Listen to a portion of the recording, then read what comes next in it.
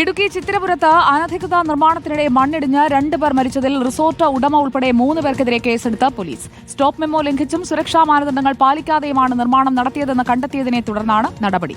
നിയമലംഘനം കണ്ടെത്താൻ റവന്യൂ വകുപ്പിനും സാധിച്ചിരുന്നില്ല. മിസ്റ്റി വാണ്ടേഴ്സ് ഉടമ എറണാകുളം സ്വദേശി ഷെറിൻ അനില, ഭർത്താവ് സെബി, ജോലികൾ നോക്കിയിരുന്ന ആലുവ സ്വദേശി ജെയ്സൺ എന്നിവരാണ് പ്രതികൾ. നിയമത്തെ വെല്ലുവിളിച്ചും മാനദണ്ഡങ്ങൾ മറികടന്നും നടന്ന നിർമ്മാണ പ്രവൃത്തികളാണ് അപകട കാരണം. ഇതിന് കാരണക്കാരായതിനാണ് റിസോർട്ട് ഉടമകളെ പ്രതി ചേർത്ത് പോലീസ് കേസെടുത്തത്.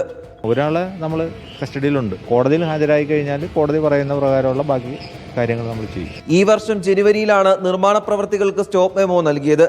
പിന്നീട് ഇങ്ങോട്ട് പ്രവർത്തികൾ നടന്നിട്ടും റവന്യൂ അധികൃതർ തിരിഞ്ഞു നോക്കിയില്ല എന്നത് ഗുരുതര വീഴ്ചയാണ്. അപകടത്തിൽ മരിച്ച ആനച്ചാൽ സ്വദേശി രാജീവൻ, ബൈസംവാലി സ്വദേശി ബെന്നി എന്നിവരുടെ സംസ്കാര ചടങ്ങുകൾ നടന്നു.